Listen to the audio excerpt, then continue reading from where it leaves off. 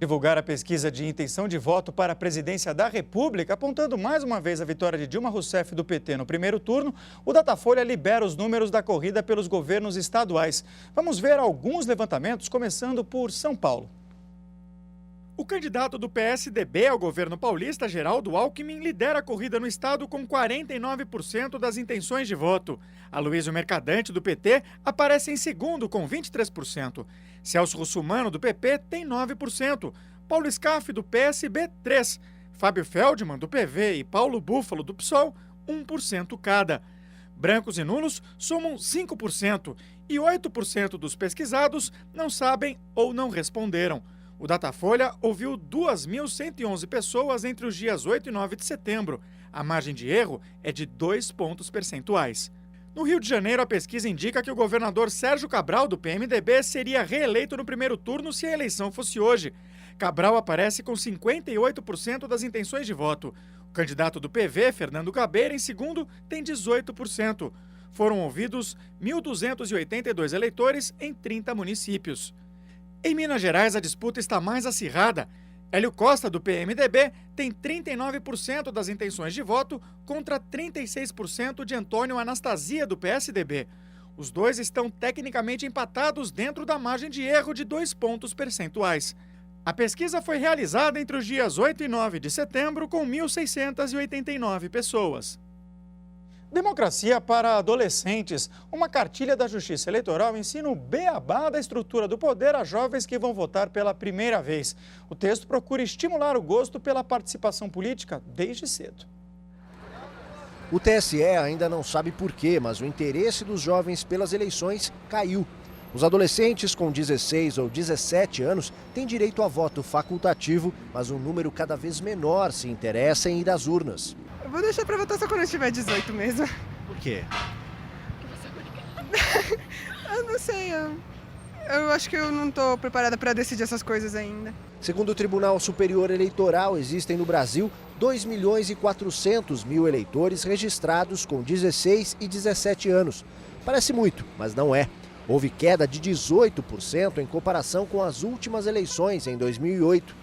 Um dado surpreendente, se levarmos em conta que o eleitorado não para de crescer e mais de 135 milhões de brasileiros estão inscritos para votar no dia 3 de outubro.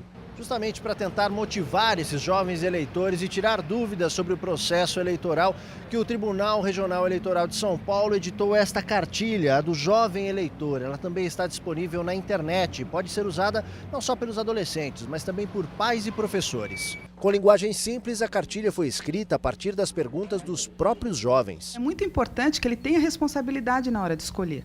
E para isso ele precisa de informações. Ele precisa saber como escolher bem, como verificar o passado do candidato, para ele criar a própria opinião, né? Saber escolher de uma forma que isso contribua para a sociedade. Como é que você está se preparando para votar? Então, estou pesquisando na internet, assim, um pouco sobre os partidos, o passado deles, a história, sabe? Eu não sou muito fã de assistir horário político, eu gosto mais de ver pela internet. A cartilha está no site do tribunal, www.tre-sp.gov.br. A garotada que quer participar do processo democrático sabe como isso é importante. Votar nulo, acho que não rola. Tem que votar mesmo em alguém, entendeu? Porque é o futuro do país que está em jogo. A Polícia Federal informou que as provas na Operação Mãos Limpas foram gravadas por agentes infiltrados. A operação desencadeada ontem resultou na prisão de 18 pessoas no Amapá. Entre elas, o atual governador Pedro Paulo Dias, do PP, e o ex-governador Valdez Góes, do PDT. Ele é atual candidato ao Senado. Um avião da Força Aérea transferiu a maioria dos detidos de Macapá para o presídio da Papuda, em Brasília. Só ficaram detidos na sede da Polícia Federal do Amapá o governador Pedro Paulo Dias e o presidente do Tribunal de Contas, José Júlio Miranda.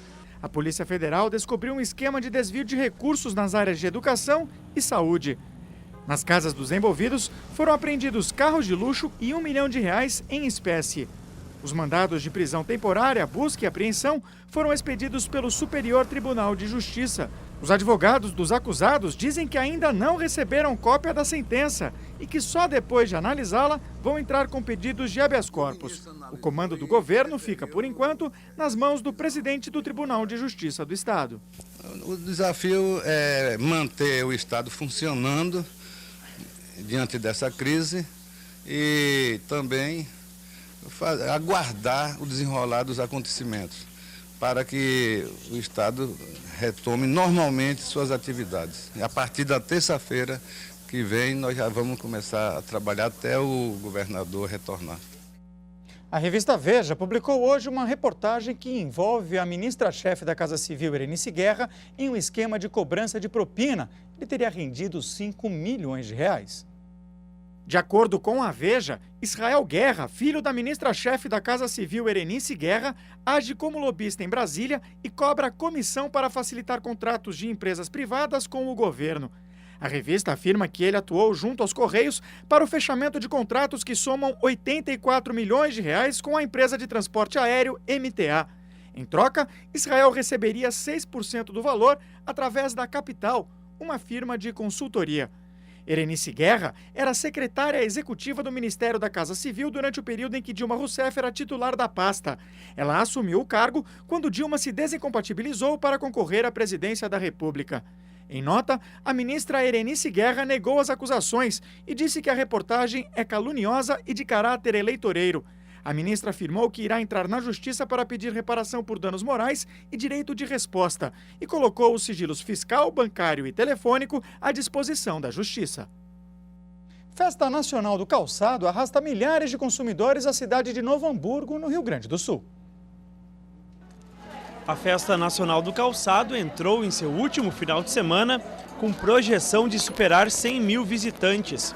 Até o início de hoje, quase 80 mil pessoas passaram pela feira. No domingo, 25 mil visitantes são esperados nos pavilhões da FENAC em Novo Hamburgo. Olha, a expectativa que eu tinha de 100 mil, a princípio parecia otimista demais, mas eu estou muito feliz porque ela está se confirmando dia a dia.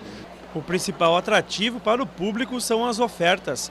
A baixa no preço dos produtos faz com que muitos consumidores acabem comprando, mesmo sem ter planejado. Muitas vezes pelo preço, procuram preço baixo mesmo. Às vezes nem querem comprar sapato, acabam olhando um, gostando, é bem relativo, né? Já é possível encontrar alguns produtos que são tendências para a próxima estação. Gislaine revela o que tem agradado ao público e o que vai permanecer nas próximas coleções. A gente tem bastante coisa em tom pastéis, o nude, que é a tendência do purismo, que vai vir muito forte agora para o verão. Seja para ficar na moda ou para aproveitar os preços baixos, as pessoas visitam a feira e retornam, o que deixa os comerciantes com expectativas positivas quanto ao último dia de compras. Eu vim principalmente pelos descontos, né, os preços. É que deu a oportunidade de vir hoje, né? E depois, se der, eu venho de novo.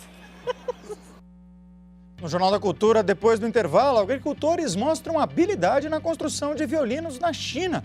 E você se lembra do Vigilante Rodoviário, o primeiro seriado brasileiro na televisão? Pois é, o próprio vigilante Carlos Miranda é a atração de uma feira de carros antigos aqui na capital paulista. Fique com a gente.